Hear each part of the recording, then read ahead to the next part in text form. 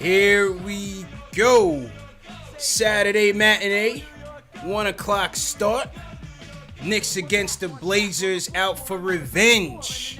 And from the start of this game, I already knew these boys were ready to go and take this W because the Knicks starters leading on the defensive end went at these Blazers relentlessly on both ends of the floor.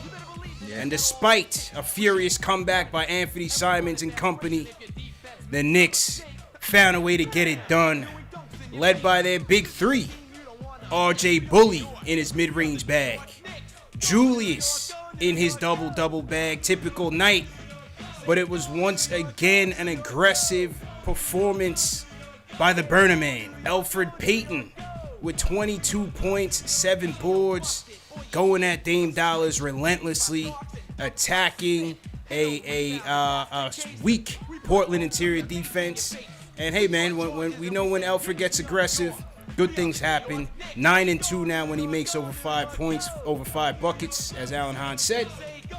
Knicks get the W, 110-99. This is Knicks Postgame Live. CP, Ashley Moss, Jay Ellis in the building. Yep. Jay Ellis, talk to me, man. Knicks get another W, 6th place now in the East. Revenge is ours. Talk to me, man. What you like about this game? Talking about play-in, you talking about playoffs. I don't know. We'll see. We'll talk about it. Anyway, I'll say this. All right. Like you said, soft paper tissue interior defense from this Portland Trailblazers team. 50 points in the paint. No problem for the Knicks. Yeah. First check for us. Second check for us. Shooting around the 40% mark from three. Mm-hmm. Also good for the Knicks. Contributions from a bunch of Knicks. Even Elfrid Payton hit a three. Even Elfrid Payton hit a three. Let's go. Ashley promptly tweeted me that Elfrid Payton hit a three. Alec Burks seemed like he was coming back to life and hit a couple of threes as well, and so did Randall and company. But also, it was the defense, man. It was the timely defense, you know, because the Portland Trailblazers were going off from three. The second quarter, Knicks held them to 20 points, which is pretty pivotal. And then in the fourth quarter, again, the Knicks, after going on their run, leading by 15 points, kind of kept Damian Lillard in check. And the Portland Trailblazers didn't hit a three in the last 8 shots of that fourth quarter, and that's why we won the game. High-octane offense, man. This Blazers team averages 115 points on the year. We were able to hold them to 99. Ash, what were your key takeaways in this game?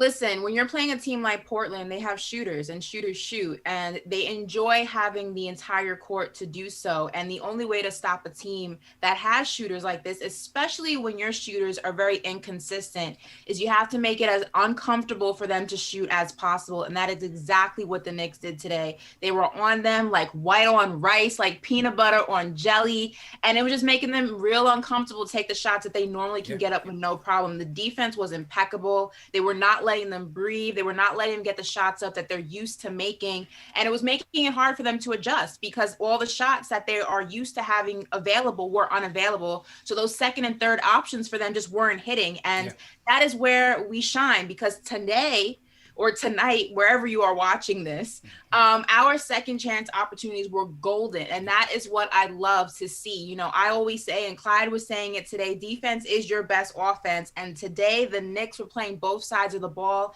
complementary basketball. All the starters had points the minute they got on that court. Everybody was sharing that ball. Everybody was doing their part. It was the first time all season that all starters scored while they were all on the floor. So that is what complementary basketball is, and that is basketball at its finest, and I love to see it.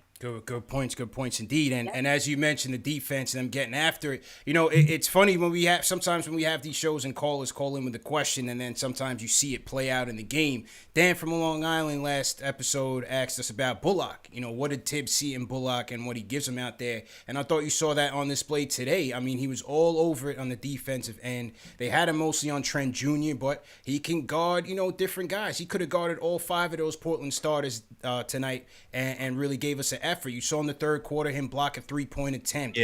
Cutting without the ball, JL. Splash a couple threes. You know, obviously you want him to shoot more threes and hit more, but Bullock's versatility on the defensive side of the ball is what Tibbs likes the most, and I thought we saw that on display today, no doubt about it. Yeah, man, absolutely. You know we want Bullock to shoot more, but the defense really shined through today for him. And I get on him for his, lack of shot making at the end and and his bad decisions at the end. But I got to give him credit when credit is due. He played well today, even though he didn't score the way I would particularly want. He did hit a few threes for us early, and he contributed to this win. Yeah. Yep. And listen, let's not even talk about who was hitting shots that they shouldn't have been hitting or they weren't hitting earlier in the season. I mean, I know we're going to talk about Peyton later on, but I tweeted Jay Ellis and I meant it. I don't think Frank is going to touch that court anytime soon because yes, it's looking bleak for our guy because although, Peyton has a long way to go to change a lot of our minds, I think his performance today, the last game, is enough for Tibbs to stick with him. And I would be surprised if you see Frank touch the court anytime soon. Yeah. So and speaking of the whole Peyton quickly dynamic, it was an interesting and pivotal point in this fourth quarter where Anthony Simons had it going. And this was the matchup I was looking forward to as well, that second unit matchup between Simons and Quickly, because it was on display in that first matchup. And Simons is a bucket. He's an absolute microwave. So here it is in the fourth quarter, and Simons goes on a 9-0 run by himself, cuts the lead to 5 points. Quickly comes back. He splashes a three in Melo's eye. Then gets a steal, passes it to Bullock, and then Bullock lays it in. The Blazers then sub in Dame, and Tibbs subs out Quickly and puts in Peyton. So, Knicks Twitter wasn't really feeling that, Jay Ellis, but you know what? In the end, it turned out to be the right move. What would you think about that sequence? I mean, we won, and that's all that matters. Yeah, right. It's just one of those things where we won. But it's like we were on 106 points for like forever. And you just hope that, if a scorer was out there with the rest of those guys, maybe that would have been different. Who knows? But we won at the end of the day. At the same time, too, when Quickly did, because, Tom Thibodeau got nervous, too, because he also noticed that we were on 106 points for a while, CP. Yeah. And he subbed IQ back in the game. But Randall was playing point Randall at that time, and he wasn't giving up the ball to IQ. So then it didn't not that it didn't matter, but I guess he's like, well, I just might as well go back to defense since Randall seems like he just wants to take over the game. And the chips fell where they were. Yeah. Knicks ended up winning. But I'm just glad we won. Even though I still don't necessarily agree with the decision, but we won, so won the game. But listen, Peyton had it going, man. Peyton had it going from the jump, and like I said, Dame was coming off of a strained abdominal, didn't play in the Thursday matchup between the Blazers, who beat Philly shorthanded. So they were coming in hot, but Peyton realized that, went at Dame all night, and there was no interior defense. We started the game off putting Cannon in the pick and roll, trying to expose him early, and that was basically what set the tone, and they just kept attacking, led by Peyton, and so he deserves the credit tonight. I put him on the cover of today's show. He gets his first. He gets his first cover. So and I mean, listen, as we know, Cantor's not much of a rim protector, so Peyton was really able to drive it in the paint and get to that basket freely without much hesitation or much of a fight from Cantor. So that matchup also helped him in this game too. He looked really sharp and just in it and elusive and things like that. And an interesting stat, which I didn't know, the Knicks are 8-2 when Peyton has 5 or more field goals, and at the end of the third he had 7. So we are now 9-2 every time Peyton has 5 or more field goals. So that's an interesting stat that I actually was not aware of. 9-2, 11-13 on the campaign, and sitting in 6th place in the East. So, those that are in the P word, we are right in the thick of things, right in the mix. Ash, you also mentioned Canner. I thought the Mitch versus Canner matchup was very interesting. We know Canner's been here. We know how he gets down.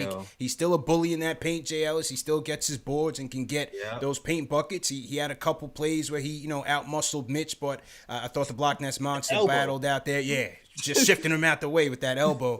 But I thought Mitch battled 10 boards today. Overall, the Knicks on the boards, 51 rebounds, 8 on the offensive side. So it was a good battle. Good battle between Cannon and Mitch. Yeah. The song Jay-Z, Big Brother? I mean, Kanye, Big Brother. Back when I used to like him. Yeah, that's what I mean, he went left. I'm sorry, he did. Yeah. But anyway, that's the song that plays in my head when I watch those two, because I know those two played a lot when he first got here, and Mitch's post defense, his first practice was against Enes Kanter bullying him. So so I know like that's how he got his feet wet. But kudos to Mitch. Yeah, he played well all game. The 10 rebounds were big. He battled him, and at the end, I think he forced a turnover in the closing minutes of the game. He forced Mitch to kind of fumble the handoff for Dame towards the end. So even though Kanter got some the better of him a few times, Mitch held his own and he forced some turnovers himself and contributed to the Knicks win. So yeah, I like what I saw from Mitch today. Yeah, definitely. Yeah. And also, I mean, the Knicks I think we're leading the league in fewest turnovers this season, if I read that correctly. Knicks are turnovers. They are 13th. fifth. They're fifth. So okay, still so good. we're Still fifth. good. Yeah, still so good. Top 5. And, today that trend continued. We only had 4 turnovers, I think, in the first half, compared to the Trailblazers, who I think in the fourth quarter alone, they had 5. So our defense was definitely putting the pressure on them to go ahead and turn that ball over. And I just think that this overall, now there was an instance, and I want to say the last 5 minutes of the fourth, where, Dame started to get a little hot. The Trailblazers started to just pick up speed or steam or however you want to say it. That happens when you're playing a team that has shooters. They just happen to run out of time, and the opportunities that they did have, they didn't take advantage of. But overall, I mean, the Knicks played a solid game today, so I'm definitely impressed. Yeah. Agreed. Second unit, I think what stuck out to me the most quickly. Second quarter, I thought he was a maestro out there. Again that matchup with him and Simons. He was a maestro out there, JL. So I just loved the way he was running the offense. He had one sequence where he kept Simons on was able to seal him off. Drive into the lane, found Taj on a nice pass, and I thought quickly really led us well in that second quarter. Alec Burks had an outstanding game off the bench, 16 points, 8 boards, 4-9 from downtown. That's exactly the type of game that you want from Alec Burks. 27 minutes, and whose minutes did he take in that second half? Yeah, we see. Austin Rivers. Yep. Austin Rivers. That too, huh? Good job, Tibbs. Thank you, Tibbs. Thank you. You made one guy. Yeah, he needs a little breather, man. Yes. Take learn from the bench. Yeah, that's it. That's it. Learn from the bench. Yeah. Ash, what you think about that? No second half minutes for Rivers tonight. I think, Tibbs is the type of guy, unless you're Peyton, where you got to earn him. You know what I mean? You got to earn them. And, I say jokes about Peyton, but to a degree, Peyton has shown that he is somewhat of a contributor to this team. He has earned his minutes. And listen, Rivers is hot, but then he's not. And he's too inconsistent for Tibbs. And I'm okay with it. You know, I just feel like when Austin Rivers wants to show up like he did in Utah, then you can go ahead and get your minutes back. But until then, you've been worse than you've been good. So if that's, the probability is not in your favor, the scale's not in your favor, rather, and we have more bad games or mediocre games from you, where you're really just occupying minutes, you're occupying a space on the court, but you're not really contributing, then let somebody else who can do it. Right now it's not Rivers, and I'm perfectly okay with that. Absolutely, man. Julius's contributions nowadays is just becoming so automatic that we rarely speak on it. But I gotta go with RJ, man, because in this game that I'm watching him, it just looked like he could do whatever he wanted to do. The free throw line mid range was money. Getting into the lane, the bank shots off the drive was money. His passing was on point. 3-pointers, he was on point today. You could just really tell he was just in a nice rhythm all day, really. And RJ finishes with 18 points, 7 boards, 8 of 14 from the field. Hashtag 9God in the chat. Hashtag 9God. Ash, what'd you see from RJ today, man? What'd you like about his game? Hashtag 9God in the chat. Put some respect on my guy, RJ Barrett, the Maple Mamba. He is coming into his own. He's becoming the player that I know and I've always known that he could be. I've only been hard on him because it's tough love. I'm so excited to see RJ just flourish into this player that a lot of people did not think he could become because of his slow start and his rough rookie season. But listen, RJ is really starting to figure out how he fits. And I know you saw my boy hit that 3. Okay. It was nice. I know you saw him. It was nice. But listen, I think also the thing with RJ is that outside of how he's playing, I think it's also his character is starting to grow as a player, and that's impressive too, because you can see that he doesn't get as rattled as I think that he can't shake him. You can't shake him. His focus is there. You know, he's not easily moved by the things that are happening or not happening on the court. And that's what's also impressive to see. So somebody came to me, I think somebody tweeted out, and I responded that I completely agree with it. Is RJ, you know, a contender for MIP this year? Absolutely. Somebody wanted to say, well, he's not even the most improved on his team. Julius Randle is. Listen, Randle, you know, all-star, all game. I'm already voting for him, vote for him every other day, well, every single day rather. But listen, MIP, RJ Barrett, no questions asked. Jay Ellis, this is a tweet from Tommy Beer. Over the last 13 games, RJ's shooting 51% from the floor, 43 from three, 80 from the free throw line, averaging 19, 5, and 3. Yeah, I think I said the last game, people were concerned that he wasn't hitting threes. It was 2 games where he wasn't hitting threes. But I think I said the last game that he's been hitting his threes ever since the Brooklyn game where everybody was trashing him because he wasn't playing well. So I need y'all to calm down, not be so short-sighted sometimes, pull back and look at the big picture. But RJ is balling right now. He's seeing the floor in slow motion, and he's making plays more and more. And it's just the progression is beautiful to see from RJ. And if he keeps this up with the growth of Julius Randle, with the growth of IQ, Knicks, man, we're heading the right direction, man. We're gonna have some pieces. We're gonna have some nice pieces going forward. We might make some noise towards the end of the season. You don't know, man. I don't know. Where's the window? CP? I like it. I like it, man. Well, I'm gonna just keep, one game at a time. One game at a time, man. Just win the ones you can win. How do you guys feel? How do you guys feel about the RJ MIP talk? Do you think he's a contender? Do you think he should be considered, or do you think that Julius Randle is that guy? You know how I feel, RJ all day, but I'm biased. I don't think they'll give it to Julius. I don't think so. Because who's contending right now? If I had to pick between RJ and Julius, it would have to be Julius. But not to say just by impacting winning. With the assist numbers, I would have to be Julius.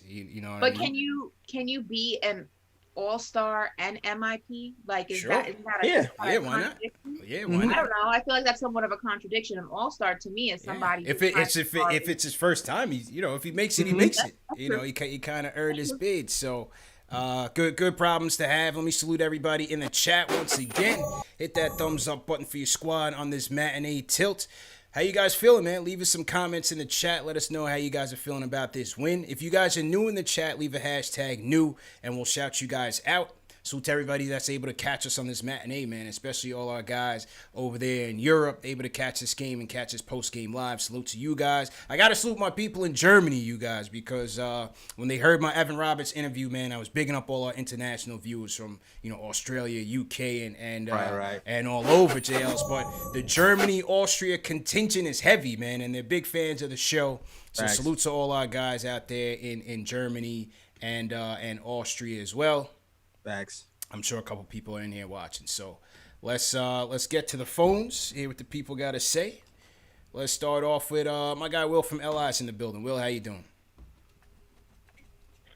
Hey, what's going on, CP, JL, Ashley? Listen, man, I got to get my J vibes. I got to be Debbie Downer. Here we go. Let me start off with this hot take. Julius Randle, not Julius Randle, Obi Toppin, he's going to be the next Frank Lineker. That's what I'm seeing right now. Yeah. Oh my God. Upcoming career. Let's look at this game tonight. He got 9 minutes, 2 points. Playing behind Julius Randle, who got 39 minutes, 22 points. All right. Now, the way I see it is because the way Tibbs is, he's stubborn. He's not gonna give Obi Toppin the minutes. Obi Toppin is gonna be playing. Obi Toppin is averaging 12 minutes, 4.2 points per game this season. That's what I see for the rest of the season for Obi Toppin. He's not going to get the minutes to do anything. He's not going to be able to improve playing behind Julius Randle. Yo, hold and then man. when I look at this team, well, I got to put Will on hold, man. We can't start the show off like this, man. I got to go into the game, Will. Will, you got to hold on, man. We can't start the game off with the violins, man. We won the game. Somebody talk to me about something that you liked about this game. Jay from East New York, what's going on? I had to change the tone, man. I don't like that, bro. Yeah. What's good? Yo, I want to start off with a point that I had made from the last post game show. I didn't say that I wanted RJ to shoot a lot of threes. I said he should just take a few more. You feel me? Somewhere between the 3 to 6 range. He hit 2 threes tonight. He looked very confident shooting it. And I just feel like he should, you know what I'm saying? He should be more confident in taking more threes. It was one specific play that I believe it was in the third quarter. He had ran off a screen with Mitch, right? Yeah. It was a mid-ranger, though. But he didn't know if he wanted to shoot it or if he wanted to throw the alley. So he missed the shot. It came up short. You know what I'm saying? Like, it's little times like that where I would notice when he's at the three-point line where he's trying to think, like, should I shoot it or should I not shoot it? You know, so it's just a confidence thing. But overall, good win.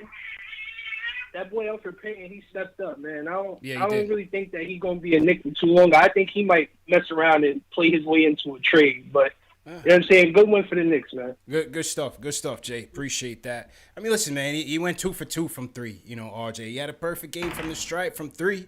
It'll come. You're seeing different aspects of his game round out. You know, he's getting to the rim in a crafty way. The Euro step, JLs, is out. He's starting to use the right hand a little bit more. It's not all bully ball and nothing. He's stopping and popping. You see, first shot was from that free throw line. You know, I like that. That's why I want to see him operate. Yo, CP, you saying it'll come. It might be here. Like, we might be watching it. It might be here already. It just has to stay here. Like, he's been shooting 43% from 3 for the last 12 games. Yeah. It might be here, bro. Like, just because he's not taking 6 threes a game, that's not his game. What is he doing? He's taking the right threes. He's taking the open threes, and that's the threes you want him to take at this point. Now, if he extends his game to where he can shoot it more at a frequent basis, so be it. But right now, he's in his bag. He's shooting over 50% from the field, 43% from 3. Facts. And scoring 18 points a game. Yeah. Second-year player? Hey, fine with me. Yeah. Take that to the bank. And I mean, I think I spoke to this last show, is that I have no problem with players in general, but especially RJ, just doing what you can do and what you can do to contribute to the team while you can do it. There's no reason to try to pull every single trick out of your hat when every trick isn't mastered yet. You know, every magician has a trick that they are impeccable at, and they have some that they're okay with. You know, until you can figure out how to do the other tricks well, you keep doing the one you know how to do, the one that pleases the crowd, stick to the what's one that working. is the show pleaser and the crowd pleaser, and that you don't have to do everything. You just do what you're good at until you figure out the next thing, and that's what you're doing. So everyone needs to let them roll, let them rock, and let it come. Just relax. Everyone got to breathe. Facts. Okay.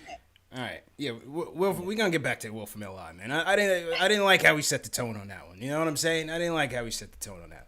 Let's go somewhere else, man. We'll hang on the line, man. We're gonna get to the Debbie Downers in a little bit. I want to talk to somebody that was happy about the win. Let's go to ATL, man. Josh, what's going on? How you doing, guys? First time actually calling in. Can you hear me? Yeah, loud and clear, bro. Happy Saturday, man. How you doing? Hey, all right. I just wanted to go for one say I appreciate you guys doing what you're doing. There's not too many people down in Atlanta that share the same love for the Knicks like I do. No doubt. But first of all, I'm excited to see this team play the way that they're playing. We have competent play from the point guard. It's really inspiring to watch. Shout out to Elfrid Payton. But I do want to say I am a bit concerned with the rotations from Tibbs. I'm scared that he doesn't have a feel for the team and doesn't know when to sub when he needs to sub, or he does make a sub when he doesn't need to sub. I think you touched on him putting Elfrid Payton in late in that game. It did kind of put us up at risk to lose. I felt like we won because the Trailblazers just missed those last 8 shots. Yeah, in the end of the game. So I just wanted to hear you guys' opinion on the rotation. Yeah, appreciate the call, man. Appreciate it, and salute to everybody in the A. It's all part of it, JLs. You know, I mean, it's a make or miss league, and I thought especially when IQ gave us, was able to stop the momentum that Simons was generating out there. You know, Simons had 9 straight points for the Blazers. IQ comes back, splashes a 3 in Melo's eye. Then he catches a steal, feeds Bullock for the layup. So IQ generated 5 points on his own. Yeah. But Tibbs clearly wanted to and he did this in the first game as well. He wanted to match Dame up with Peyton. And Peyton had it going. So I can't necessarily knock it, but it was a questionable point in that game. Yeah, I don't know. You know me, CP. It just seems like when it's the other way around. If Peyton had it going, he never takes Peyton out. Yeah. Yeah. That's what frustrates me. mostly, But when any young guy has it going, he takes them out. So that's why I kind of throw my hands up sometimes when IQ has it going. Yeah. And he's just like, all right, now you're gone. It's just like, what about equal? Like, why is it? It seems favoritism to me. It's just me. Yeah.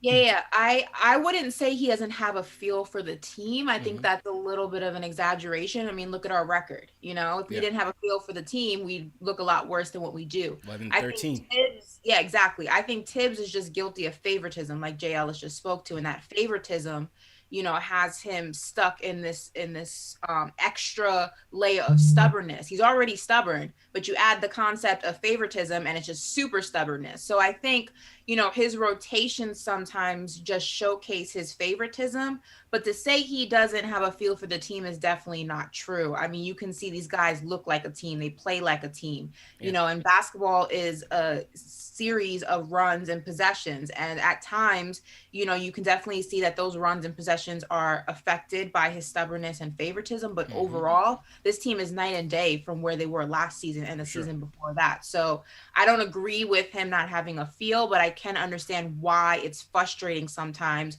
to see the way he does deal with the rotations on this team, especially from the outside looking in. There's definitely room for improvement, and there's definitely ways that it could have been done differently to affect the outcome overall. So I get it, but it's a very 50-50 kind of situation. Yeah, listen, when you're at this record, you are what your record says you are, right? And their record says they're an inconsistent team, especially on the offensive end. So the questions are always going to arise when you have a team like this, but it just is what it is. These are the horses that he's going to go to war with. You just hope that they build a chemistry and build some more consistency, and they're kind of showing that. They lose a couple, they come back and win a couple, so they never really have gotten into a long drought so far this season. And so that's a good thing. Salute to everybody in the chat once again. Hit that thumbs up button for your squad. I want to shout out Jazzy278 checking in from Croatia. Shout out Kawhi Leonard. We got the Claw in here. Okay, wow. Kawhi Leonard watching on his day off. Poncho, salute to Poncho, #new. B.A. Baracus from the A-Team is in here. So salute team #new. Shout out JM checking in from Leicester City in the UK. Okay. Mads Knudsen checking in from Denmark. How you feeling? Bada Zubros in Spain. We got this versus that checking in from Los Angeles. Ash, who you want to shout out? Let's see. Let's shout out Paul Robinson. He gave you guys a super chat of $5. He said, "Stay in your bag until you have some new tricks." Ashley Nicole, that is a quote. JL, put it on a t-shirt. I want 5% of the proceeds. No doubt. Shout out everybody. #9God. I appreciate all the RJ love, all the RJ positivity. Let my man flourish. And shout out to everybody rocking with us on a Saturday matinee, man. We got 1,700 people rocking. Salute to all the family checking in on Facebook. Couple super chats came in early. Jason Barkley says, "Hey guys, look how good the Knicks can be when they have a good starting point guard play. Dame clearly was not 100%, but Peyton jumped on that give him his flowers for this game, for sure." Taps Tempo says, "In Tibbs we trust. I've been critical of some of his rotation decisions, but the results speak for himself. There is a confidence and cohesiveness, everyone buying in, playoff bound, barring trade." He also says, "I woke up at 5 a.m. in Byron Bay, Australia to catch this one. Makes it worth it when they win." All right, so good morning to you, bro. Appreciate it, man. Ron Hansley says, "Quirks is greater than Quivers. Quickly and Burks. Loving the backup backcourt duo of IQ and Automatic Alec. Hit that thumbs up button for your squad." Yeah, I thought Burks gave us some really good minutes and set the tone off the bench. Like I said, 4 of 9 from downtown. That's the type of game that you need from him to move this team forward. Exactly. Yeah. Let me get some calls in here. JJ from Brooklyn. JJ, how you feeling? Yo, CPJL, Ashley, what's good? Another great win, man. I wanted to give credit to two guys. I know they're not obviously fan favorites. Elfrid Payton, somehow he gets in that lane, and when he does, he can finish pretty well. He's not bad finishing around there. And gotta give credit to Reggie Bullock, man. His defense has been really good, especially today. He was basically guarding 1 through 4. Yeah. So he's all over the floor, getting blocks, rotating like crazy. So I know it's two guys Knicks fans don't like too much, but those two, you got to give them credit. RJ, I mean, what can you say? Every game he's just getting so much better. He's playing within himself. That Euro step he had on Cantor, making him look silly, that was just beautiful. Yeah. Everything about his game is just so much better, man. Like, you know, it's almost you almost expect it now. Just he's playing so efficiently. I think he's up to almost 45% for the year from the field. Just every game, you can just see more and more in his game. He's playing so great off of Randall. Mitch, today he did pretty good against Cantor, except for the one where it should have been an offensive foul on Cantor. We gave him the elbow. Yeah. He was defending him really well. Got to give him credit for that. And, you know, I mean, this team, what are we, the 6th seed right now? So it's just really impressive the way this team is playing, man. And I know some people are saying, oh, you know, the lottery. Don't worry, we got the Mavs. We're going to get a lottery pick from Dallas. And the Mavs are reeling, boy. Hopefully they lose again to the Warriors tonight. Yes, Let's sir. go Golden State. And if I don't talk to you guys tomorrow, man, hope you all enjoy the Super Bowl. Yes, sir. Appreciate it. Appreciate it, bro. Appreciate it, man. Yeah, listen, the Mavs are reeling, man. So we're going to be in a good position, man.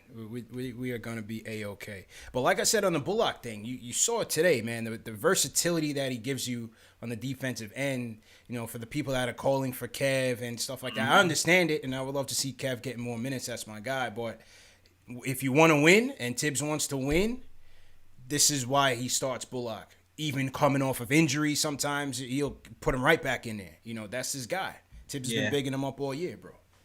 Yeah, man. Bullock is contributing, man. I saw some crazy stat where he had like the highest like plus minus on a team or something like that ever, like a 37. That was like a few weeks ago. So even though he's not scoring at a crazy high rate, he's still contributing on the defensive end. And even when he was out, our defense in that starting unit was a little wonky to the time he was out. So, you know, I guess it's one of those things where I guess you don't really appreciate it all the time until it's gone. And then you see he's impacting his team for sure. I hear you, man. Yeah, you definitely said wonky, bro. My guys in the UK and Australia use that term. Good job, Jails. You in your diplomat bag today. My man said wonky ass. Gotta reach across, man. Gotta reach across. Welcome international fans. There you go. Yeah. There you go. Salute to everybody in the chat once again. Super chat came in from SK. He says, bench Rivers, play Frank if healthy. I mean, that could be the window. We said it on the last show, right? You know, Rivers' ineffective play could spell opportunity for Frank or Kev. Yeah, maybe. We'll see. But how many did we go deep today? We did go 10 deep. You could go 9. You didn't see, Noel was out. Taj got his minutes. So you could go 9. You could go 9 as well. I don't think Tibbs would be averse to that either. Yeah, I can see somebody shaking for 5 or 10 minutes somewhere. Yeah. We'll see what happens, man. All right, let's go back to the phones. Let's go up north. Illa, what's going on? The Canadian homer in the building. What's going on, bro? Yo, what's going on, guys? Man, I am jealous of RJ Barrett, man. Who saw that post RJ put on Instagram the other day, man, with that fly suit? Hey, yeah, that boy's fresh. You guys saw that? That boy's fresh, RJ's looking like Denzel Washington when he played Frank Lucas in American Gangster. Yo, real talk. Man, real talk. That boy was fly. The only difference was RJ's the Canadian gangster. Yeah. That's the only difference, man. But listen, that's who I called to talk about, man. RJ Barrett, man, I think he played his 80th game today. I think it's 79 or 81 of the two. I got to double check. But if that's the case, 2 more games, and we can technically say he's played a full season of basketball, man. That's crazy. But what I've seen in the past few games, including today, has been nothing but progress. Yeah. Let me tell you, you know what I mean. Like, his free throws have improved. His shooting is getting way better. His defense is definitely up to par. And one thing people never, ever talk about is his vision and passing. Nobody talks about that, man. RJ doesn't trap himself like a lot of first or second year players do. You can see his intelligence on the court. Yeah. And for a 20-year-old in the NBA, man, that's when you know you got a good talent, man. He may not be putting up like 30 plus points just yet, but you can clearly see he's developing to be that type of player. It's coming. It's coming. I'm excited for his future, man. I like what I'm seeing from him so far. We as Knicks fans, man, we should be happy and fortunate to have a guy like him on our team, man. And you know, CP, one thing I was thinking of when I was watching today's game, just imagine if RJ had an elite all-star with him on the court. That would be something special, man. That's all I got to say. Peace. Appreciate it, bro. Appreciate it, Illa. The Canadian gangster, he says. Yeah. RJ did a photo shoot with Indochino rocking his suits. Good. I just looked at it. Yeah, it was playing. It was playing. Somebody in the chat said, don't mention Denzel Washington around Ash because Ashley set Twitter ablaze last night. Whatever. Talking about young John David Washington could be a better actor than his father. Ooh. Listen. Oh. Okay, hold on. Furthermore, nobody.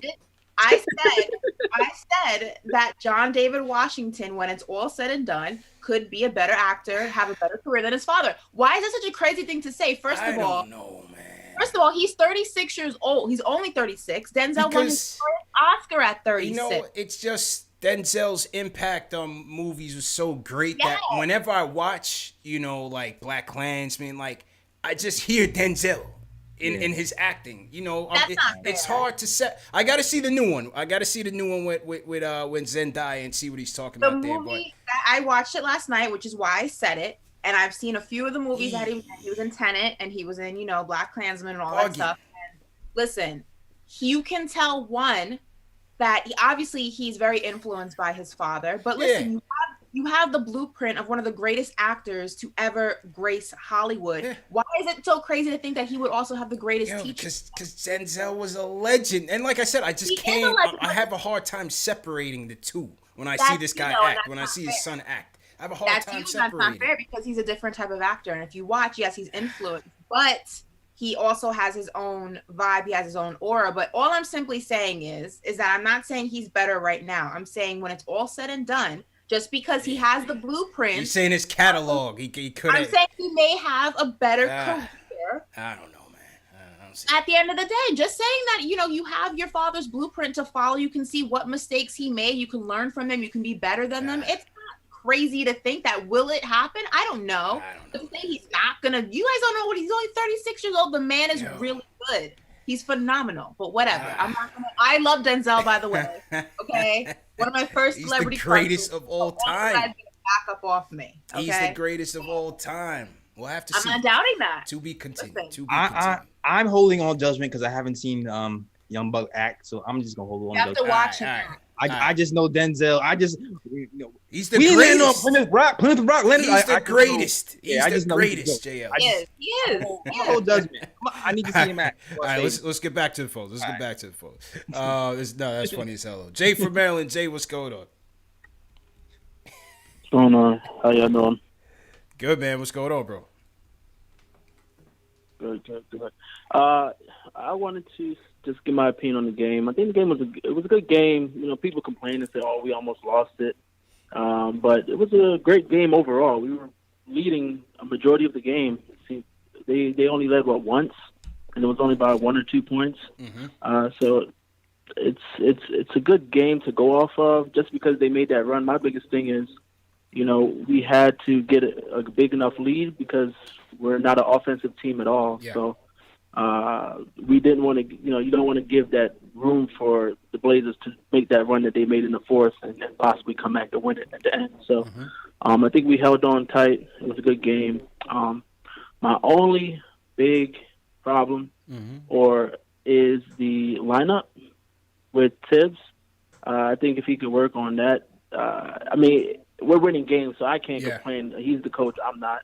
But my biggest thing is why not split up RJ and Randall's minutes to where they're on, we have at least one of them on the court at all times. Yeah. If you're playing them 37, 38 minutes anyways, there's a way to have Quickly and all the bench mob in there with RJ on the court as well, and then vice versa, have Randall on the court as well in other situations so that we can keep scoring for the second unit.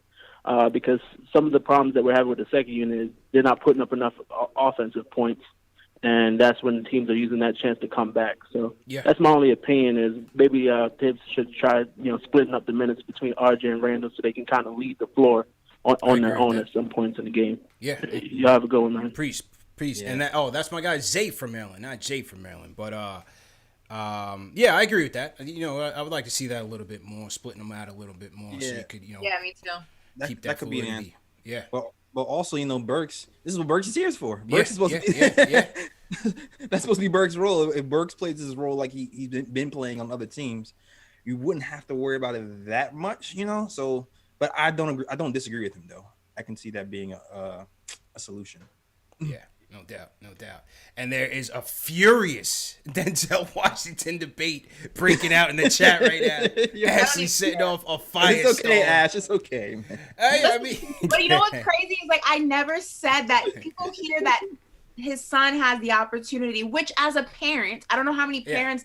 I don't have kids, but I would want my children one day to be better than me, to surpass me. You have my blueprint, take it and be better than me. So the fact that you guys are so that's never gonna, don't know. He's only 36 years old. His father's career, yes, he did incredible movies before he was 36, but his trajectory of his career did not really take off until he got that 1990 Oscar for Glory. Then he did Malcolm X. Then he did Training Day. That's when the trajectory. So his son is right there. It's not crazy to think that his career could be on par or slightly better than his father's when it's all said and done. So watch the movie and then come talk to me. You guys are crazy. Never said Jesus Christ.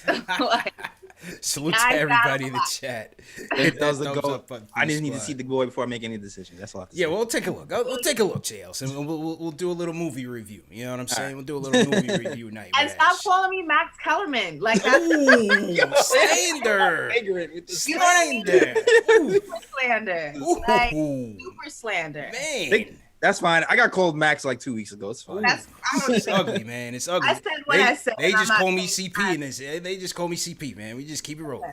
Hit that thumbs up button. I said, and I'm not gonna change it. I said. They called CP something a while last week. I forgot what they called him though. Yeah. Hey, listen, man. Everybody gets it. Everybody gets a shot. Everybody gets a turn on the I said what I said. I stand by it. Shout out to still up there if you want to comment underneath it. Go ahead. Shout out Matthew Newman, team hashtag new Matthew. What's going on?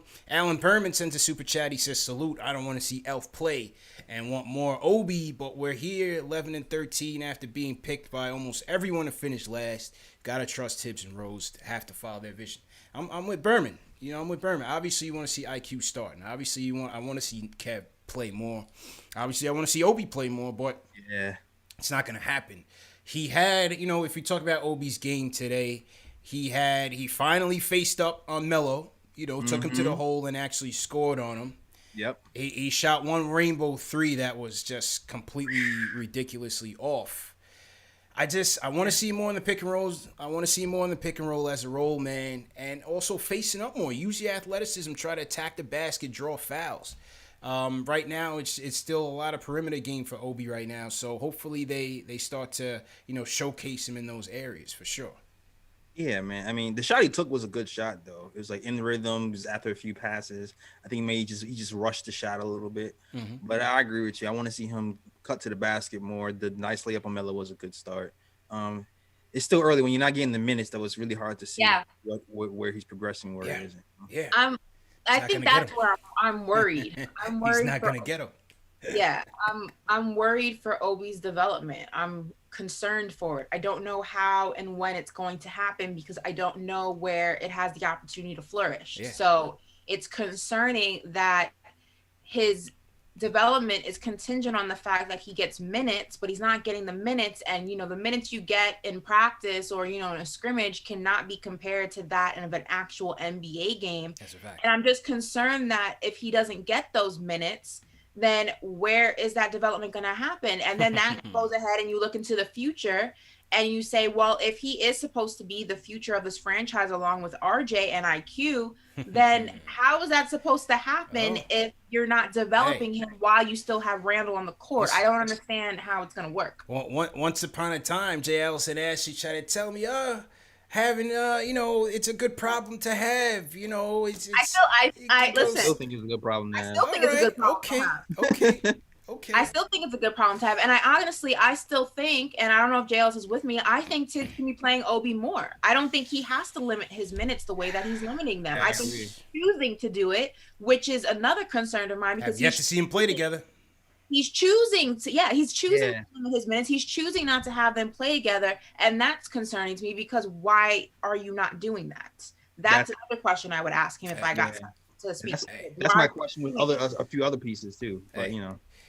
I mean, you know, Will from LI can call back now because, you know, we can speak on that. Will, it's your time. If you want to call back, now is your time. I wanted to start off with some good vibes, but, you know, listen, it's a realistic concern.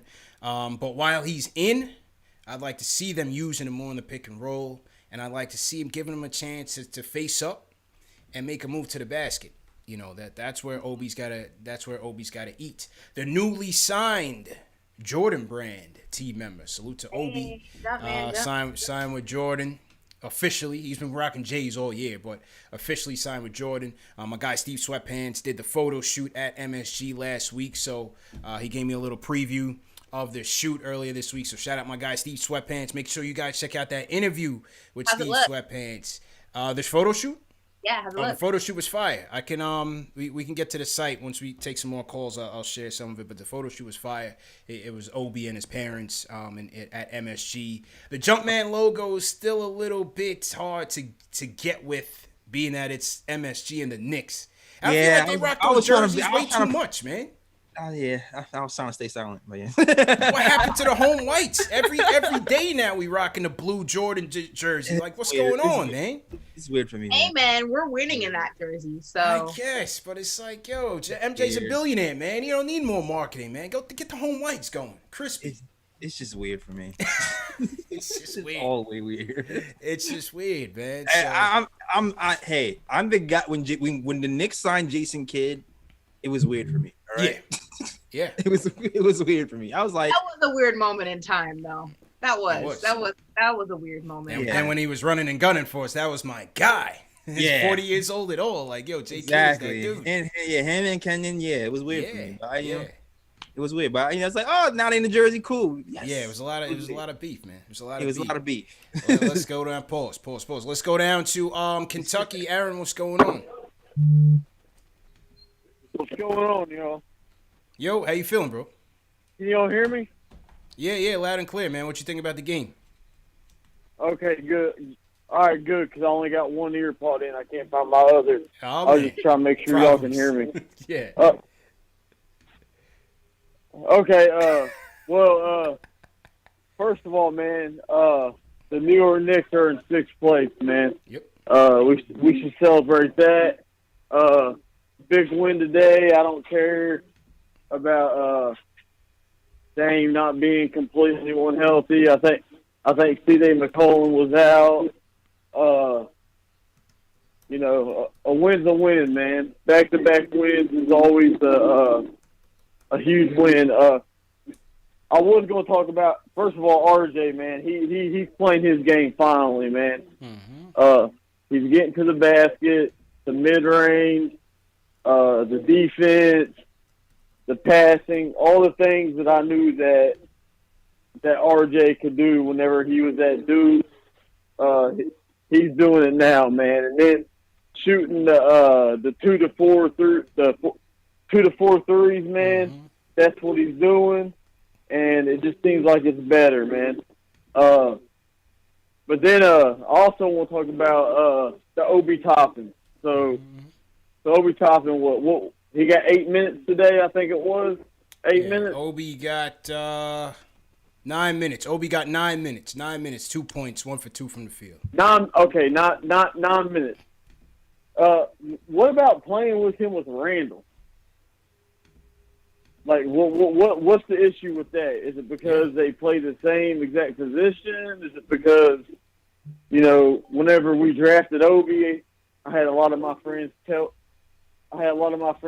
me that we just drafted another Julius Randle. You know what I'm saying? So I don't understand why we can't go small sometimes. I know it may hurt our rebounding, but I think for offensive purposes, I think playing Obi and Randall would be would be something big. Also, man, like, I don't think it's entirely Obi's fault. Now, I do think he takes a little bit too much threes, but there's a lot of times where I see him cut and he gets missed. Yeah. And I think and that goes back to my argument with and I know Peyton had a great game today, and he's gonna have his 20-point games once every 7-8 games, man, where he has his great games.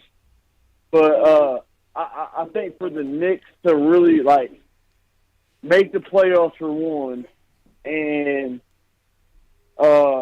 to really like maybe win a playoff series, which is I'm not trying to like say that we're that ready yet, but I think in order for that to happen, man, I think we need to hit up the Pelicans.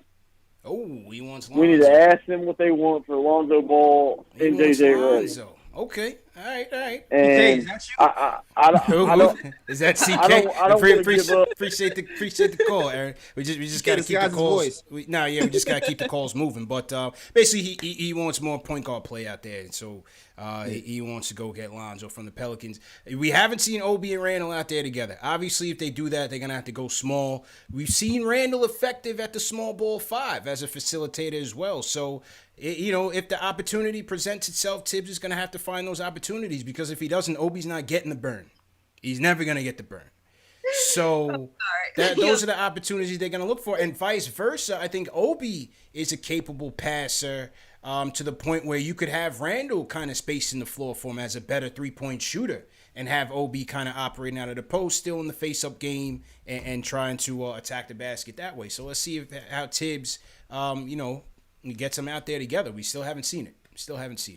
Yeah, man. I guess it depends on our lineup too. Like today, when you have, I feel like today, like when you have Cantor playing the 5, opportunity was there. Opportunity is definitely there to try out an OB Randall lineup today, so for sure. So it's just if Tibbs wants to take advantage of those opportunities to use those two together, Yeah. Yeah, there'll be opportunities there for sure. Might be opportunities against Miami, playing Miami tomorrow. So we know Miami likes to go small as well. So there may be opportunities to do so. But yeah, shout out to Aaron down in Kentucky. This is some pictures here from the Obi photo shoot. Shout out my guy Steve Sweatpants. If you guys go to the Jordan site, the Air Jordan site, you'll see an interview with Obi and some of the pictures that Steve snapped. It's a dope shoot. Man. The Jumpman logo is just a little like kind of crazy to get around, but yeah, it's weird. Yeah, it's a dope shoot, man. Weird. It's a dope shoot. The chat is out of control. I can't deal with this. Yeah, chat's wilding. Chat's wilding, man, on this Saturday day, man. They're so out of control. I can't salute to everybody in the chat, man. Ari's in the building. Ari, what's happening, bro? Hey, what's up, guys? Great win today. First things first, Denzel Washington's overrated, man. He plays the same role every single time. Hang up the phone. Ari, we put you on timeout, fam. We put him on timeout for that blasphemy, bro. He's the greatest of all time. I didn't say that. That's not what I said. We got to put Ari on the bench for a second, man. Ari, I'm sorry, man. We're gonna skip and go to another call for a second. So I think my mom just sneezed because she heard that. No, I had to do that for the people, man. Ari's talking crazy off the jump. Our two regulars, JLs, Will from LI and Ari, going crazy, man. All right, this is how we gonna redeem ourselves. We're going to North Carolina with the preacher, J Boogie. First off, clap back on the Denzel slander, and then go into your game points, please. J Boogie from North Carolina. What's going on? Gotta get the guidelines going. God bless everybody. I hope everybody's staying healthy and safe. Shout out to the team, the whole network. You know what I'm saying? CP, Ashley, JL. You got a lot of J's following you, man. You the big bro, man. Even though you know what I'm saying, I might be older, you the big bro, man. We following the J's, man. You know what I'm saying? But yo, let me say, hey Ari, you might be overrated with that comment you just did for the wrong weight. You know what I'm saying? I didn't like that. I mean, Come on, man, for real. And if you call back, I'll give you a chance to shout back at me. You can call back after me. You know what I'm saying? But I'm going to do it like this, man. When it comes to making history, I don't care how good Emmitt Smith was going to be. He ain't going to never mean more than Jim Brown. He do too much. I don't care how Floyd Mayweather may be. He ain't going to never be Muhammad Ali.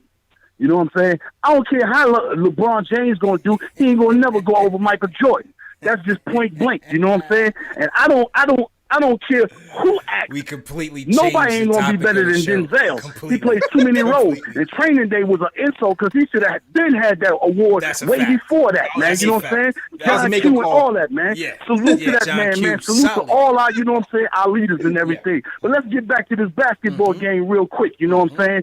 I look at it like this, man. If you ever had a fight in an opposite neighborhood and you was winning, they'd jump.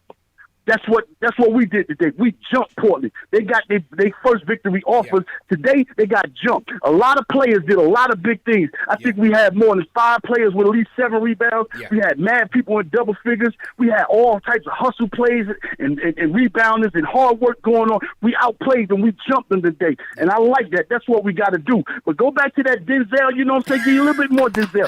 Sometimes, you know what I'm saying, the train don't stay on course. It jumps off course. That movie that Denzel had with John Travolta, I'm going to reflect on that. This is freestyling off the top of the dome. At the beginning, our train was running. We thought we was going to do different things. But certain things just started happening. You know what I'm saying? Randall started looking like an all-star player. RJ started looking like an improved player. Right now, he's second in the scores out of all that rookie class that came out. You know what I'm saying? We didn't know quickly was going to be doing what he was doing. Some things have changed, you know what I'm saying? So the course has shifted over on our train. Right now, Tom is looking for the playoffs. He didn't have playoffs on his mind. He thought he was going to be developing, but he see we're a little bit further than just developing our team. So now playoffs is on his mind, and we've been telling y'all about that. Some people say playoffs. I say top 8. Yeah, we in the top 8 in the East, you know what I'm saying? And Tom really wants that playoff. So what he's going to do, he's going to play whoever he think is most better, you know what I'm saying, for our lineup. Yeah, we drafted Obi thinking that he was going to take Randall place.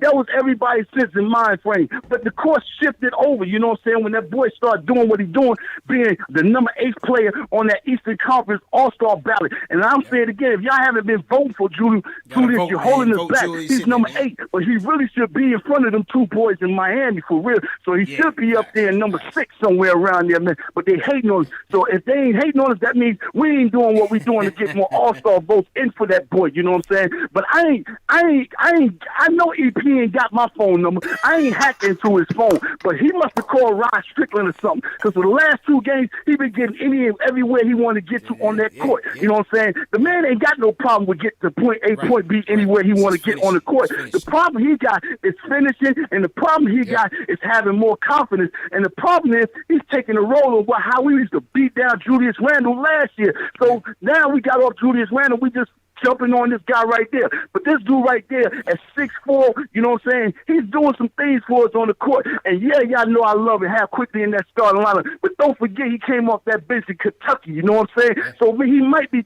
being trained up to be our 6th man or something like that. We don't know what's on Tom's mind. But right now, we need to stop trying to find, you know what I'm saying, negative situations when we know we playing and doing the thing, especially when we get a dub. Look at our revenge record. We ain't lost to no team that, you know what I'm saying, twice this year. Everybody that we lost to, we came back and got revenge. That's why I say we jumped them, you know what I'm saying? So start saluting and appreciating what we got going on. Playoff is on our mind. And a first-round draft pick is going to be with Dallas. They got 13 teams in front of them, you know what I'm saying? We sit in the 6th spot. So we got a lot to be cheering for and be grateful, but stop trying to find the downfall, the negatives, you know what I'm saying, when we doing something positive. No A's, though. Right now, we riding, man, you know what I'm saying? Ride with the team, man, and keep feeling like, you know what I'm saying, promoting like, yeah, you happy that we get ready to make the playoffs. You know how the Garden would be right now if it was wide open, you know what I'm saying, and it was sold out, it'd be off the chain, you know what I'm saying? They might, the Dolan might start me giving away stuff, you know what I'm saying, from the menu. I'm just playing, though. But yeah, that's how the Garden would be rocking, you know what I'm saying? So we got to salute, man, all efforts and everything, you know what I'm saying? And we shut down Carmelo. I love you, Carmelo, but you put up 2 points. Now we won't going to let you break Oscar Robertson, you know what I'm saying, point record, you know what I'm saying? You got to stay in that 14th spot. Don't do it on us. Do it on somebody else, man. We love you, man. But yeah, it's a lot of things to be grateful, man. We going all out on D, man. You know what I'm saying? Only thing we ain't doing is patting the floor like Duke be doing. And RJ need to start doing that. That's how you have team leadership. Team motivation. I don't need no veterans. I need team leadership, team motivation. You know what I'm saying? That's why I come like I come every time when I be on this phone, because I be hoping and praying that one of them guys over there playing, you know what I'm saying, with the Knicks can hear what I'm saying. So maybe EP heard what I was saying, because I've been fighting that dude, man. But the last 2 games, he been putting it on, man. You know what I'm saying? So why he doing what he doing? Get a man some props, because the thing is, we trying to make the playoffs, man. That's not even a goal for us. A goal for us this year, y'all was saying we was maybe 25 games, maybe 24 games, maybe 30 games. No, the goal should be coming out and make that playoffs, man. That's what it's about, man. You know what I'm saying? So stop trying to pull everybody down when we trying to stand up. You know what I'm saying? It's Black History Month right now, but it ain't just about black, because we all need to unite. Look at the channel. Look at the fan base on this channel. It ain't got no racism, nothing on this channel right here. That's how we all unify. You know what I'm saying? And I'm gonna get back to y'all later on. You know what I'm saying? My daughter's in there amping up. I gotta see what she's doing, man. But yeah, I'm on one, and I'm getting ready for Miami tomorrow, because Jimmy Butler and that boy Burn, we got something to show you tomorrow. I need one of them spots for that All-Star game. And when I get off the phone, you know what I'm saying? I'm out, man. I'm out of breath, man. Y'all been saying I ain't take a breath. Yeah, I don't take a breath. I breathe up underwater, you know what I'm saying? And I spit bars, you know what I'm saying? At 52. I'm going to drop a jewel on y'all one day. Shout out to everybody. Chuck D and everybody, man. Love and peace, man. And the church said, "A freaking man." Wow. Hey, we had to redeem ourselves. Wow. Man. Ari said, "Bring me back now." Old facts. Ari, man. Ari wants that smoke. Old facts. Oh my God. Wow. Throw some 5s in the chat first off for J Boogie. Salute J Boogie, man. Let's throw some 5s in the chat right now. He didn't even take a breath. Man. Straight fire. All right, Ari. You got to redeem yourself, man. Go to the game. Let's go to the game. This ain't Denzel Fan TV, man. Don't let him play you. Don't let him play you, Ari. Speak your truth. Go ahead, Ari. All right. Whatever. Personally, I'm a Will Smith fan. I think he has more range. But besides that, let's get to the game. All right. So, number one, first of all, you know, I know Jay Boogie's your preacher. Listen, I love Jay Boogie. Great quality. I know he's your preacher, but my preacher is Jay from Florida, okay? Ooh. Jay from Florida is my preacher, all right? I'll take Jay from Florida any day, all right? But besides that, so let's start with the good.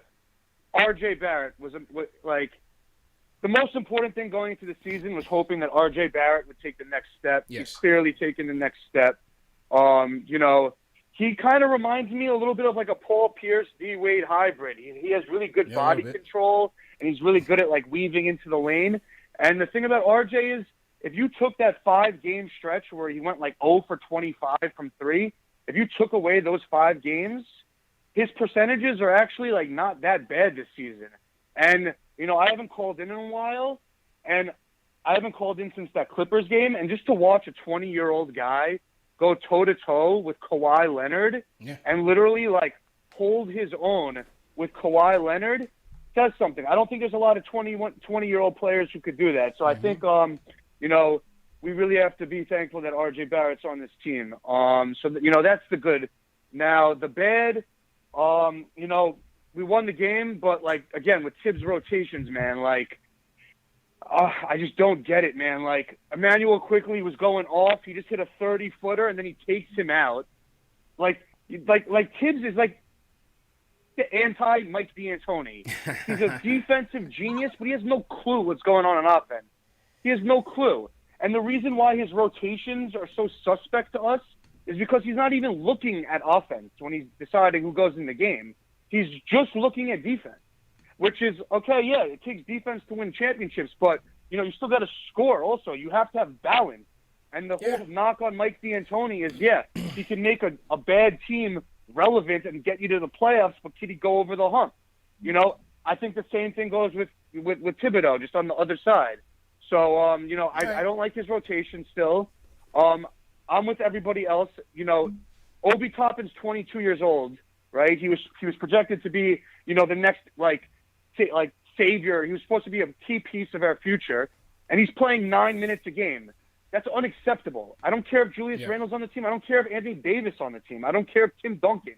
You cannot play your number 1 draft pick, who's 22, 9 minutes a game. He's not like Frank Ntilikina, who came out when he was 18, 19 years old. You can't shelf a 22-year-old kid. I appreciate it. I just want to keep the calls rolling. Appreciate it though. We get it. We get it. I think the biggest takeaway was the whole Will Smith thing. No, he's not better than Denzel. I just want to go on record. Wilding right now. I agree with that. Ari, listen, it's all love over here. I appreciate you, but there's no way in hell that Will Smith has more range than Denzel Washington. Send him back to the Are you telling me when Will Smith cried because his papa didn't love him? That was a big moment. When What was the last good Will Smith movie? I'm trolling. I Am Legend was fire. I Am Legend. That's a lot. How old? That movie is what, like 10 years old? I gotta go back. I gotta go back in the catalog. My point. I gotta go back in the catalog, man. Hancock was trash. Hitched was a feel-good movie. Right? Hitch, Pursuit of Happiness. I don't know. He ain't seen no guy Denzel. Ari, you gotta send Ari back to the chat in disgrace. I feel him on the other points though. RJ's definitely in his bag. You know, the whole rotation thing with Tibbs. He's gonna go to who he's going to war with. That's it, man. That's it. Dan from Long Island. What's up, Dan? How you feeling? Good. First of all, I know I dragged Reggie Bullock the other night, but this is just further proof that the players are listening to your show. Because look how he did today. Yeah. I'm just kidding. But he defended the way, did very well, the way you all said he could and he would. And I was impressed. He was rugged. Really did a good job today. So hopefully I see more of that going down as the season goes on. Listen, I'm also a little thrown. I got mad respect for Ari. I love him. I think he's a great Knick caller. And maybe because I'm old and he might be a lot younger than me, if he don't know Cry Freedom, Philadelphia, Glory, get him, Fences, get him, Inside Man, get him, Malcolm X, get him, Eli, get him, Crimson Tide. Crimson Tide. I understand he wasn't there. But if you weren't there, you shouldn't talk. So I liked 4 Nights in Miami. I like Black Klansman. Nice movies. It's an insult to put Denzel's name with anyone other than maybe Sidney Poitier and Meryl Streep, maybe Marlon Brando. It's a fact. I'm out. And he drops the mic like Jay from Florida. Let's go. And the Hurricane was a classic. Glory Tear when he's but why is he coming, one eye? Why is he coming at Ari for that? Will Smith wasn't in any of those movies he just named. No, well, he's saying because Ari was saying that Will was better than Denzel, so he's running off the catalog. He named a bunch of movies that Will Smith wasn't even in. But what he's saying is those are classics. Will Smith can't see those. No, he's saying Black Klansman, good movie. Oh well, that was June. That was young Denzel. He's saying that's the ones he saw, but he missed the classics. That's what he's saying. Yeah. Basically. He's saying you're naming Black Klansman on the later one. Will Smith wasn't in Black Klansman. That's my point. We're talking about Denzel. You were talking about young Denzel. Talking about young Denzel now. Yeah, talking about Denzel. Yeah. Well, Crimson Tide. Remember the Titans. Remember the Titans. It's a classic, G. Okay, but you guys are not understanding what I'm saying. I'm not saying he's better than his son right now. Yeah, you're saying he could be. You're saying he could be. Yeah, you're saying he could be. He could have a more diverse catalog. He's only 36 years old. Denzel is 66 years old. He has 30 plus years on his son. You guys gotta relax. Like, we don't know what the future of this man's career is gonna look like. He got game. Yes, we're gonna turn this into Denzel Fan TV, man. We're gonna turn this into Denzel Fan TV. Change it, yeah. People struck a chord. Somebody in the chat said Will Smith was fire in Red Table Talk. That was so Sham BK. Shout out Sham BK. Said Denzel was fire in Red Table Talk. That is so mean. Get him. That is mean. Get him. Wow. All right. Hey, man, I love how we kind of, mixing the vibe up in here, man. It's an excellent vibe here today at this matinee edition. All right, let's hear from some new people, man. Got a lot of new people on the call. Salute to everybody in the chat once again. Hit that thumbs up button for your squad. Y'all killing me. Yeah. Killing me today right now. He said Red Table Talk, bro. All right. Let's go to Mark from LI. Mark, how you feeling? Hey, what's going on, guys? How's everything? Good, bro. Happy Saturday. How you feeling, bro?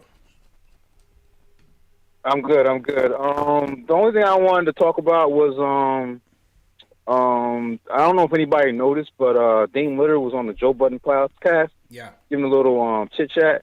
You know what I mean? A little trash talk. And I just want to let everybody know that we caught that W today. Yes, sir. Yeah. Appreciate it. Well, this is post game live, Mark. So yeah, we do know it. We did get the win. So shout out to them. But Dame is a good trash talker, man, and he could back it up. Just so happens that Alfred and the gang got the last laugh today, and Dame was banged up. We definitely acknowledge that. He has a streamed at Domino, but hey, you get on the court, you come to play. Knicks got the revenge that they were looking for, and set a good tone. So appreciate that call. Yeah, that was a while ago though. He got a good memory, man. Yeah, you got a good memory. I haven't heard Buttons in them in a minute, so yeah. I thought I listened. was a while ago. Now I listen. Yeah. Now Dame was on there like a few weeks ago, and I guess Joe was joking about our record. He's like, we number 8, huh? And Dame was like, it's not gonna last. Yo, Dame slandered KnicksFanTV like 3 years ago. If you don't remember, Did he? yeah, Did he? 100%.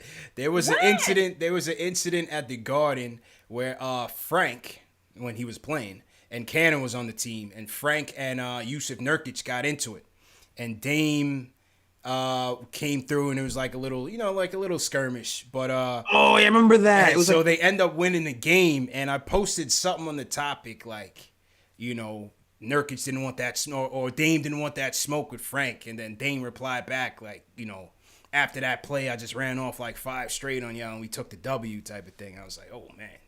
Dame I remember that, Yeah. but I don't remember it being towards. I didn't remember it being towards the program though. But yeah. No, this is on Instagram. This is on my Instagram. Dame actually Oh, replied. Wow.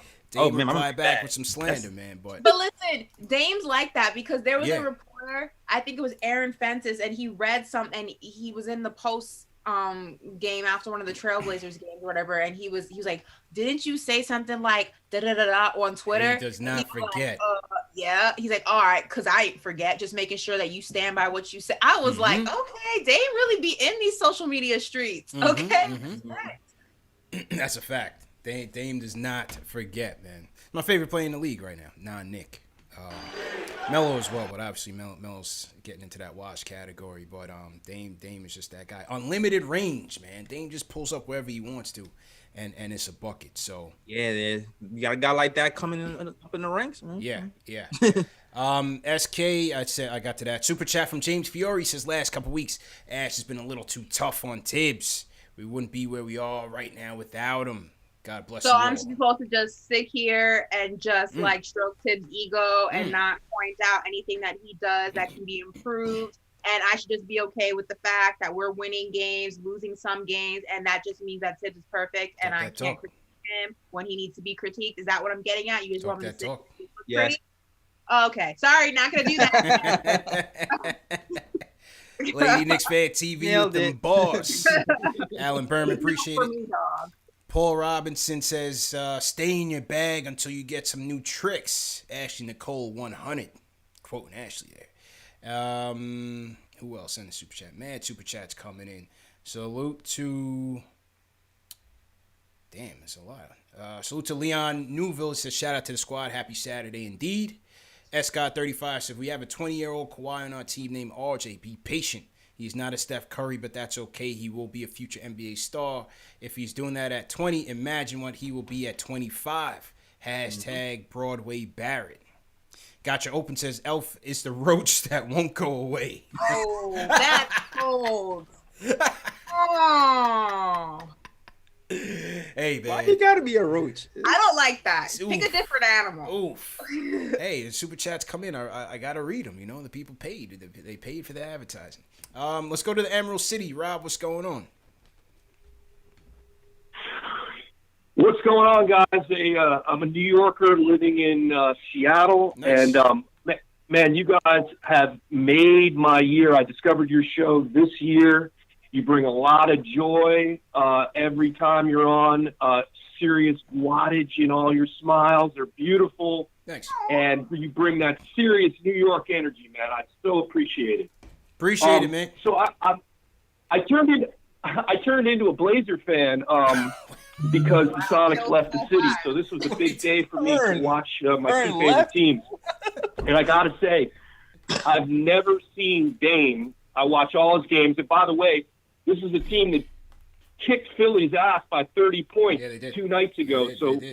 We had our stuff together, even though we were down, a lot of players. But I've never seen Dame so frustrated. And I got to tip my hat to the New York defense. And I'm just wondering what you guys felt about the scheme that was, you were running at Dame today. It was kind of a defense by committee. I sure wish we had Tibbs, for the Blazers. We need some defensive intensity and better rotations. I'm curious, because our D is not that good, did you guys feel, like Elf and Reggie were getting into the lane a lot easier? I saw a lot of penetration today. So that's it. Much love to you guys. Total pleasure to be on this call with you guys. Thanks a lot. Appreciate it, Rob. Appreciate it. No, overall, a series of emotions with that call. Yeah. My man, he was like, I love what you guys do for New York. Then he was like, by the way, I'm a Blazer fan too. Like, you know what I mean? Grab the wheel on him, man. But no, listen, the Knicks defense was solid, and I thought today they were very good, especially out there in the perimeter. Like I said, part of that is Bullock, the flexibility that he gives you. Yes, they did shadow Dame, especially on the pick and rolls with Mitch, especially near the end. They didn't throw traps at him, but they definitely kept Mitch out there just in case Dame was looking to pull up. You know what I'm saying, Jails? Because you got to honor that three-pointer from anywhere on the court. So they had Mitch up there kind of cheating off his guys. So, listen, I thought overall Peyton did a fairly good job on the ball as well. And so, they got it done as a team. But offensively, attacking the rim, attacking the paint is the Knicks' MO, whether it's RJ, whether it's Peyton, even if he's not finishing, or whether it's Julius. That's what they do best. Yeah, I agree with you. I feel like the Knicks – they learned from their first game. They paid a lot more attention to Dame once he crossed the half-court line. He didn't try to really wait until he got to a comfortable spot in the three-point line to play defense. They were playing him 3 or 4 feet behind the line for most of the night, even though he's made some. Right. But, it's Dame. He's going to make some of those crazy shots because that's who he is. But, they did their thing by playing up on him past the three-point line and doubling at some points and making other people win, especially when it was game time. They really forced him to, give the ball up a lot more when it was winning time. And I think that was the difference in the game today. That's a fact, man. That is a fact. So to everybody in the chat, once again, hit that thumbs up button for your squad. Well, he's a Knicks fan and a Blazer fan, so it wasn't all the way, I met a few people like that as well. Really? Yeah. Shout out Mike Bruno on Instagram. I've been chopping up with Mike Bruno for a number of years now, out in Portland. So, he reps the local team, but he's a New Yorker at heart and still rocks with the Knicks. So some people have that, that away team that they rock with. Yeah. You know what I'm saying? Some people have that away team. I'm in Miami, so should I be a Heat fan also? Well, we hope not. Hell no. We hope not. But we need that intel. There goes that theory. Can't do that, especially down there. No still way. There? You gotta pick one, sir. No you can't have them both ways. Cannot. Nah. Facts. Orlando, maybe. Salute Bowie State, team hashtag new. Probably went to Bowie State, so shout out everybody that went to HBCU. Dr. Carby says, CP, did you get a snowblower yet? I didn't, you know what I mean? But the super chats are coming in. Your boy's gonna have to get one. My back did not hold up too well after Monday's fiasco. You gotta use your knees. I was out there with the bootleg shovel, J. Ellis. I had the bootleg shovel. You one glove that was like fitted, the other one that was too small. I was totally woefully prepared. And it took me like 2 hours just to shovel a lane out the driveway. Yeesh. No kids. Nope. There were no kids around to like pay? Nope. No kid. Yo, the kids are on a different vibe. They're on that Fortnite. They're in the house doing Junebug challenge and in the snow doing Junebug. There were no kids to be found. Kids back in my day would have been like at least 100. 5 out of 10, at 20. Yeah. There were no kids to be found. You got the 100? What neighborhood you was in? Hold on. No, I said like total because you shovel multiple houses. Yeah. Nah, just you start, and you're out there all day shoveling multiple houses. Nah, the dudes that knocked on my door the next day was some grown ass men. Like it was yeah, there was 3 of them, and they was getting busy, man. It's a pandemic. Yeah, people looking to make cash. Yeah. So there was no kids, man. They in the house on Fortnite playing with Kevin Knox and whatnot, man. So, they make money on Instagram, not shoveling. Absolutely. All right, last call of the night. Let's go to Kareem from the Bronx. Kareem, how you feeling? Going on, CP. Been listening, Ashley, J. Ellis. Yeah. Been listening for a long time, following you guys for a minute, man. First time calling in. Y'all can hear me? Yeah, loud and clear, bro. How you doing? How you? No, you good, bro. You good? Oh, okay. Yeah, No, I hear myself in the background. That's right. Ash, your first point on the little Washington. Oh my God! I'm with you. Oh my God! He carried ballers. So he got the potential. Thank you. 5-star call. Whatever, man. 5-star call. Back to the game, man. RJ, he's ready. He's ready to be the man. He's the second best IQ player next to IQ. Yeah. He plays the smartest out of everybody on the team. Like, damn, I'm hearing myself echo in the phone. My fault. Let me just cut the line. Appreciate the call though. Yeah, RJ's in his bag, man. RJ's definitely in his bag. There's no doubt, man. I'm happy to see his growth and development. And Ashley was happy to hear that you're on her side in the Washington debate. I was. I just appreciate someone actually understanding what I was saying about the potential being there instead of just, jumping the gun and saying that I'm saying he's already better. I appreciate people who listen to me. I like that energy. So continue. And the chat is roasting my man right now. It's all good, Kareem. It's all good. Let me get a couple more because a couple people have been waiting for a minute. Let's go to Shaolin. Jared, what's going on? I hate it here. Chat is on 10 today. Jared going once. Jared going twice. Hello? Yo, Jared, what's going on? How you guys doing? CP, J. Ellis, and Ashley? Doing well, man. What's your points on the game? How you feeling? I'm feeling good. We got a tough win against the Blazers. No game time in the fourth quarters. That was all good. I feel like we were a little bit tired late fourth quarter. We couldn't get a bucket for our lives to win the game, but we secured it. We played good defense. That's how we won. Okay. I just want to bring two quick things about some players. Number one, about Peyton. He had another good game. That game, 20 points. The question is, are we going to get this consistently? This is a big problem from him, and this is what differentiates him and Randall. Yeah. They both had that problem last year. Everyone was booing them, everything, all that. But the difference this year is Randall is living up to his expectations, and Peyton is inconsistent. And no one understands why this guy is in the lineup besides defense. That's all he provides. Well, that's all I got to say about him. He provides that, the court leadership that Tibbs wants. He's the veteran that Tibbs wants out there to run the offense. So we know that. Is he going to be consistent at it? Time will tell. We know that he hasn't been, and that's why he's been a career backup.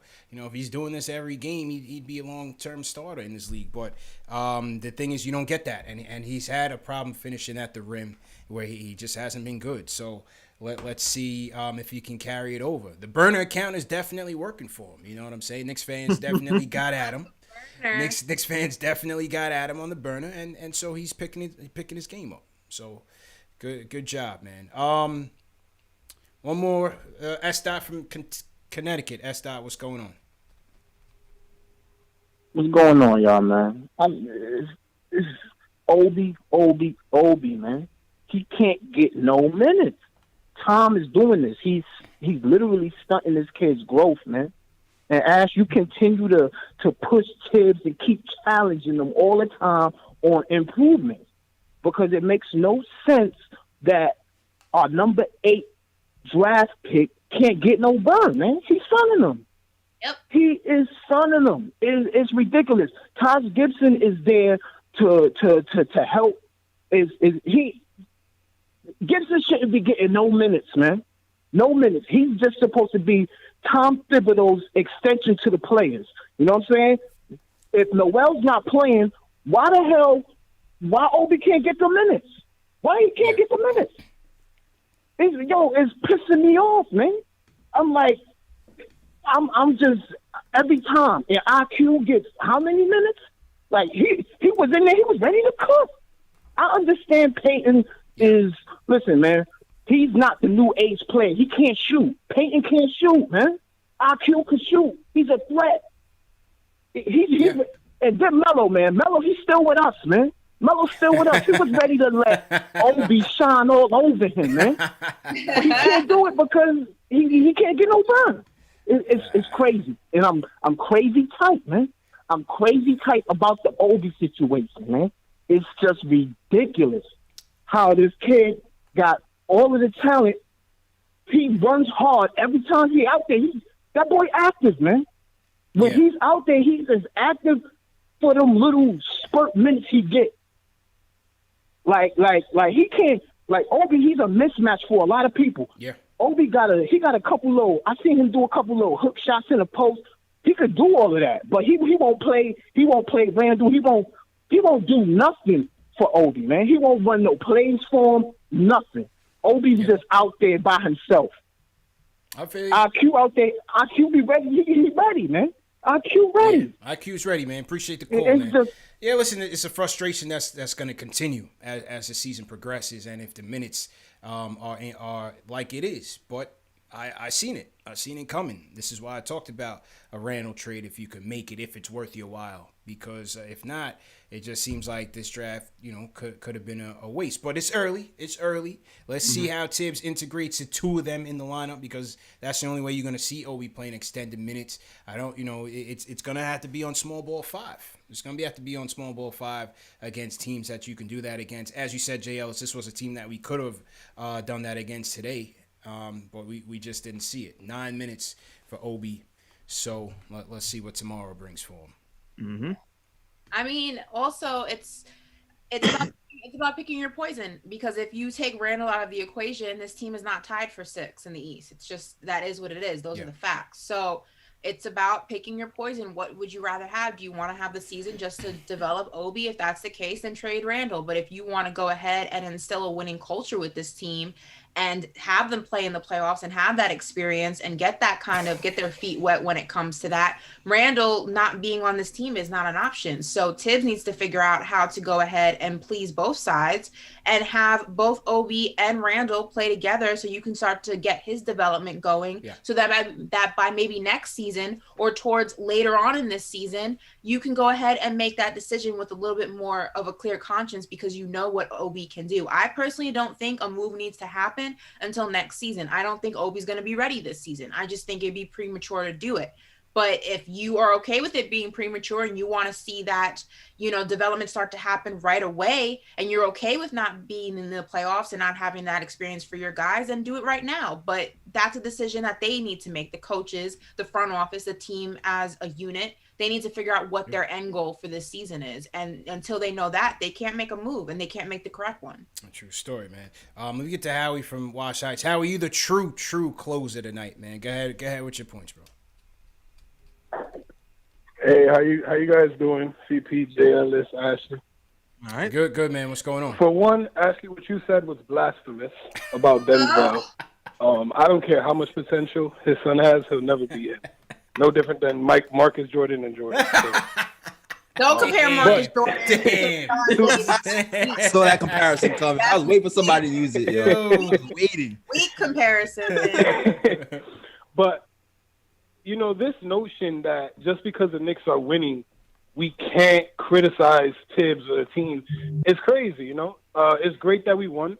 It's great that we're winning. But there's things that he's doing that is affecting our team in negative ways. There's games we should have won.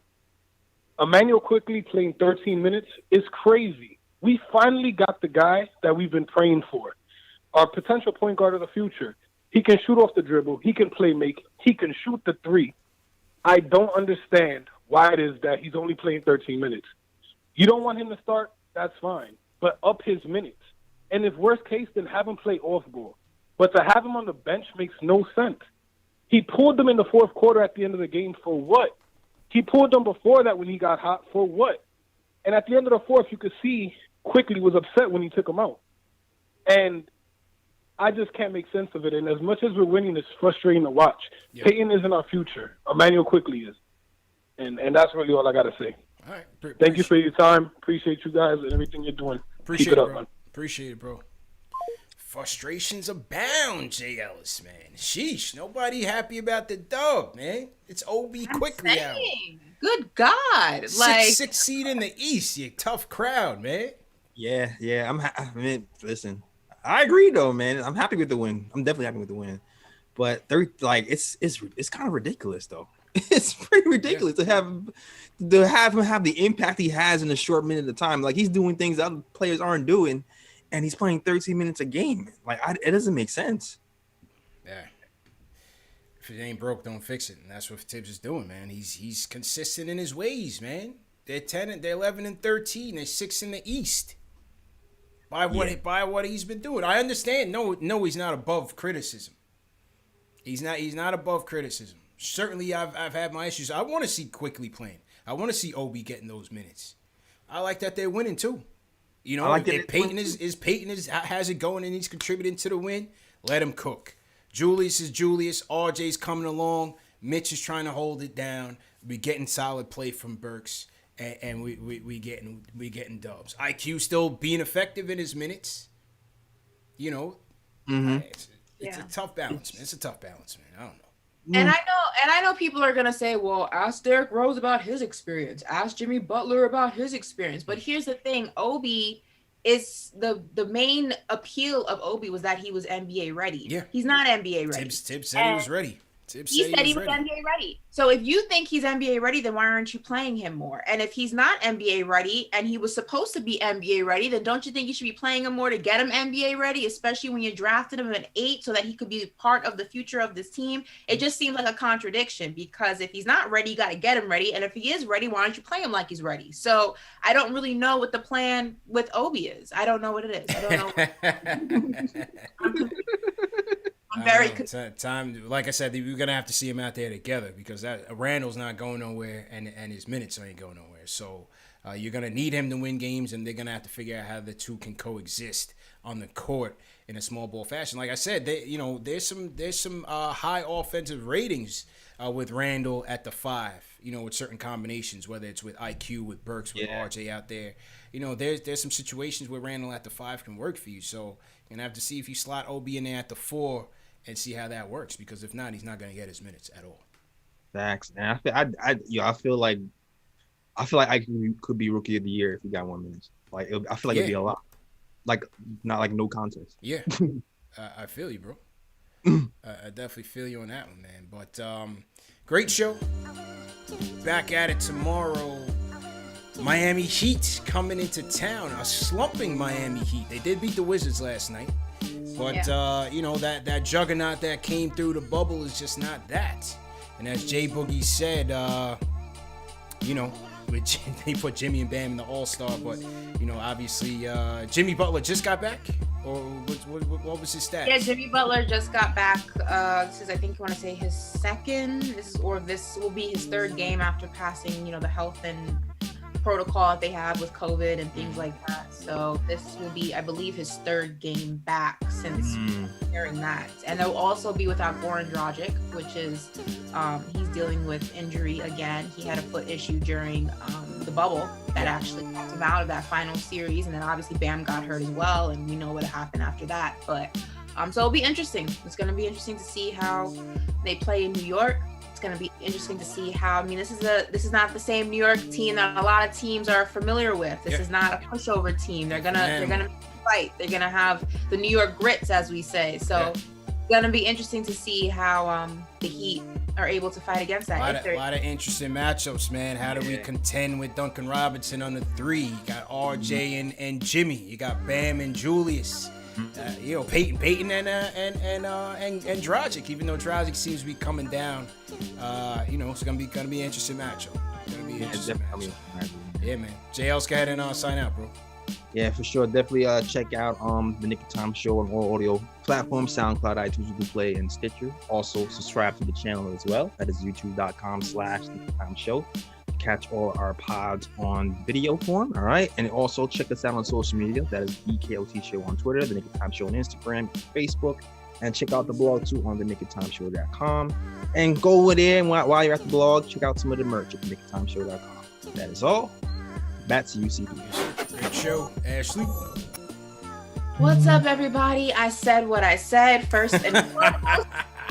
I'm not changing my mind, but you can follow me on social media on Twitter and Instagram at Ash Nicole Moss. Also subscribe to my channel, All In with Ashley Nicole.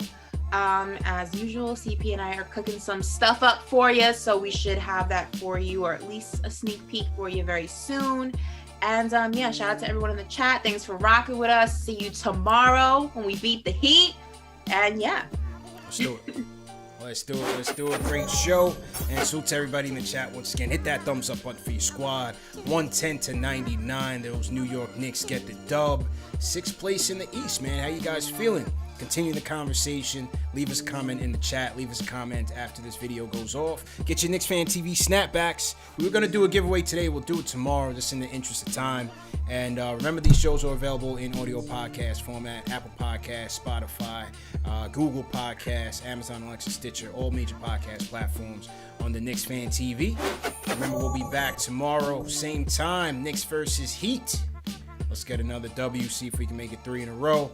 Let me shout out the rest of the super chats. Rare Edition says, let's go Knicks, great win. Let's try to be that playoff team instead of that play-in team. We held Portland to under 100, and they were salty about it. Yeah, second time this season Portland was held under 100. So great job by the Knicks. That Portland team averages 115 points, number 3 offense in the league. Papa Left says, 3-pointer Reggie Bullock.